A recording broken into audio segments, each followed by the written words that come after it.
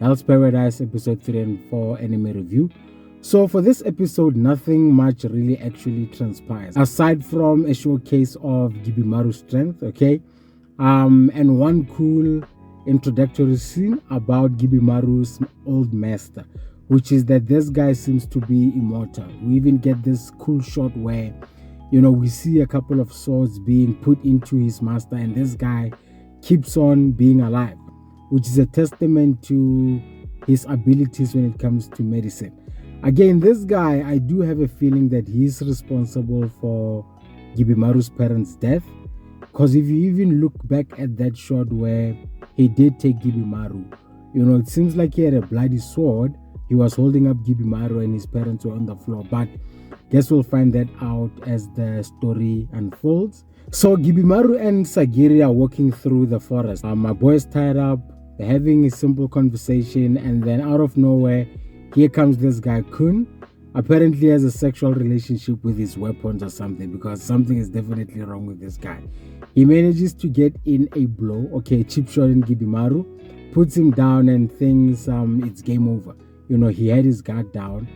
Man, only to find out that Gibimaru is going to give this guy the beating of his life, Gibimaru was even using this guy's swords against him, wasn't even using any ninjutsu. So we also get this shot where Gibimaru manages to put like a spear in Kon's gut, right? Or his heart. And then while Gibimaru is about to walk away, this guy starts laughing as if he's gonna do something. He wakes up and then Gibimaru just picks this guy up, dude. He put every single one of those weapons in this guy. Picked him up real good. The one thing that kept triggering the hell out of me with this fight is Sagiri's expectation, bro. The fact that Gibimaru had to protect both of them, and she expected him to do so with both of his hands tied up was just insane to me. The monitor of Kun cuts his head off. My boy, he's dead, out of the game. And then he says that he's heading home, And then Sagiri and Gibimaru tell him that, look, yes, you're going home, but just be careful because this is a very dangerous island. And before he goes, this dude drops some knowledge like he's a prophet or something, right? He drops about 3 bombs. Number 1, which is that about half of the guys that actually came on, imagine, after the criminals had been eliminated before going onto the ship, immediately after they got into the island, half of them also get eliminated, right? And then the second one, which is that the Shogun has intentions of sending the Iwagakure. And I don't know, for some reason, Gibimaru seems very worried about these guys. I wonder if it's like maybe people or his co-workers, right? He used to be like in the same squad with these guys, because he even said that if these guys actually show up, they're going to mess up everything on that island. And the third one, which is that things are going to get really bad in that island. Gibimaru was so worried about these Iwagakure guys that he even tried to kill Sagiri because he felt that, he's wasting his time with her. But we actually get to see that Gibimaru is regaining part of his humanity back, because everything has been taught as a shinobi is that humanity, having those bonds with people, is actually a weakness instead of a strength, right?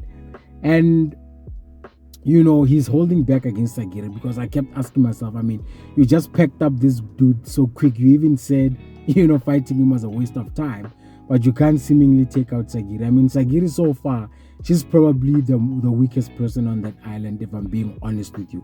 The way they are portraying her, right? Now, at the end of the episode, we then see a reveal of the creatures now that are housed on this episode. We see one butterfly land on the dragon's arm, right? It bites him, and this dude didn't even hesitate, took his arm off, and we actually see it transform into like some plants. So we see that it's actually these butterflies, and then we see some centipedes come out with hands, and then these giant like figures who look like different deities with faces on also appear. And then Gibimaru as well, he's confronted with this fish like Buddha-ish demon figure, and it concludes, to speak to Hell's Paradise. The island looks very beautiful, vibrant, but the creatures that are there, dude, it's like mind-warping to be in a particular place like that, because ask yourself, what the hell is this? Is this actually hell or paradise? Now, moving on to episode 4, we get a backstory of Chobe, Yuhazira, as well as the dragon, right? So starting off with the dragon, this guy, we find out that he's actually a master samurai, okay? He used to go around challenging people until he couldn't find opponents, and then he decided to become an officer for, a shogun or some royalty. And then in the discussions or in one of the meetings with that particular shogun, this dude, they say to him that they bet he can't kill an actual dragon, and he actually gets triggered, right? To a point whereby he cuts down like a gate, I assume, and it collapses on that particular shogun or king, and then the clan comes after him, and that's how he actually got arrested, right? And we find out that he actually has anger issues, and he's very violent, which is contrary to his, demeanor. I actually thought that this dude would be like cool because samurai are usually, let me not lie, I've seen samurais that are actually brutal. Think about Kenpachi, think about Zoro. So yeah, I just made my own assumptions about this guy. The dragon's monitor is actually Yamada Fuchi, right? And this guy reveals to us that aside from, the Yamada clan being executioners as well as sword testers, they're actually good when it comes to medicine, and that they're actually more useful when it comes to society, right? Because they contribute to healing people, etc. As for Yuzuriha, I have a feeling that she probably did, the most atrocious shit out of everybody, because that lady, dude, something is definitely off, right? She shows up, and even in her telling Gibimaru, why she actually got arrested, she couldn't even get into the nitty-gritties, but I've got a feeling that this girl is crazy as hell, even the way she handles herself. So we get it revealed that she actually has a sister, of which she decided to become a kinoichi, or a female ninja, right, to make some money so that she can take care, because she has apparently some incurable illness, right? And then one of the crazy things that she does is that she uses, a guy, okay? She manages to kill one of the condemned criminals, and she uses this guy to suss out some of the creatures in the island to find out their abilities. So if this one stings you, you turn into a plant. If this one eats you, this is what happens to you. I mean, real gory, real brutal, bro. And the other thing as well, she pins down Gibimaru to the floor, and she's straight up with him to tell him that, dude, look, let's work together, but you must know that there's gonna come a time where we do need to face off against each other, because only one of us can actually come back with the elixir, right? And the fact that she does this is actually insane. She tries to seduce my boy, but you know what? Gibimaru is a faithful black Asian man, okay? And as we know, black men don't cheat, right? My boy is focused, tells her that your tactics won't work on me.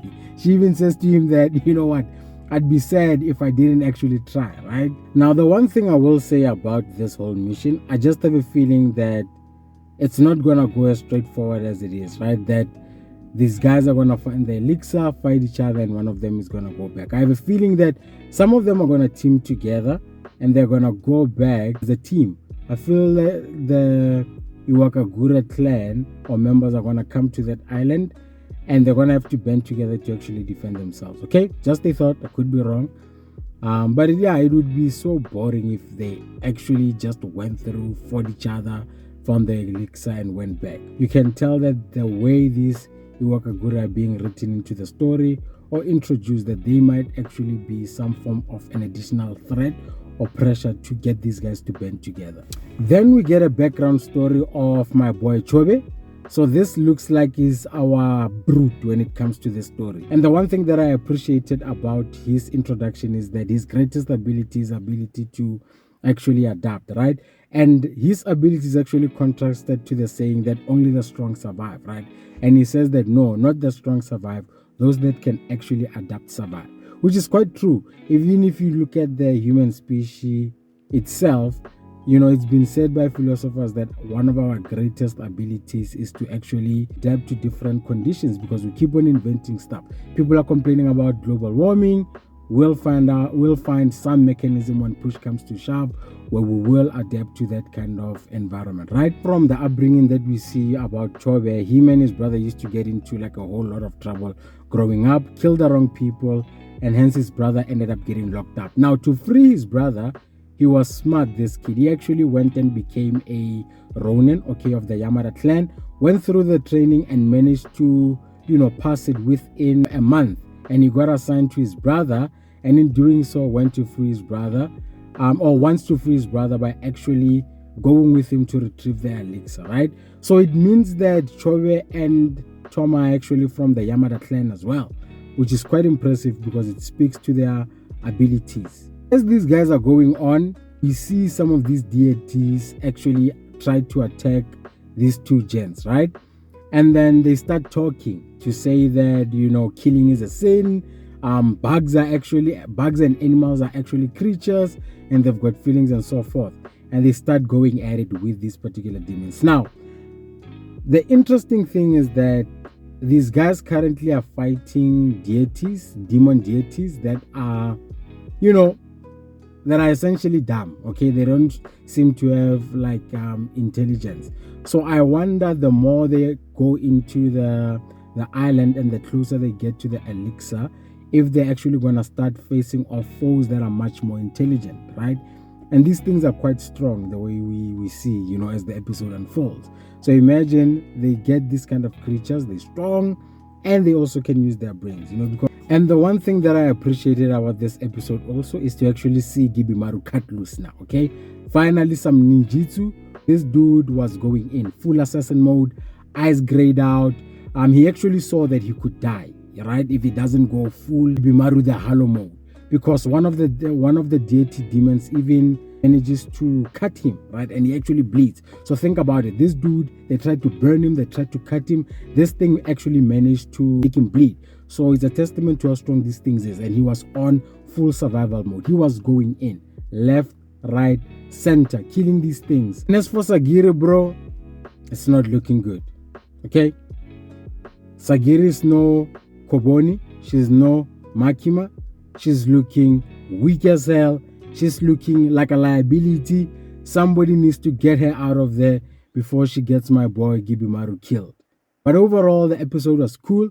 I don't know about the pacing. The pacing feels a bit slow for me. I feel like we're not really getting anywhere in terms of the story itself, right? Yes, I understand that they're on an island. They're going to spend time on that island. But I don't know if we are really covering ground unless they're going to have a lot of episodes for this anime. But overall, yeah, I did enjoy the episode 3 and 4 quite a bit. I'm glad that I actually reviewed them back to back because they seem to be linked together quite well. But that's it for the review. If you enjoyed the video, please definitely leave a like, leave a comment, let me know what you enjoyed about the episode. What did I miss? What are you excited for? And if you like the content, definitely consider subscribing to the channel. I'll check you guys on the next video.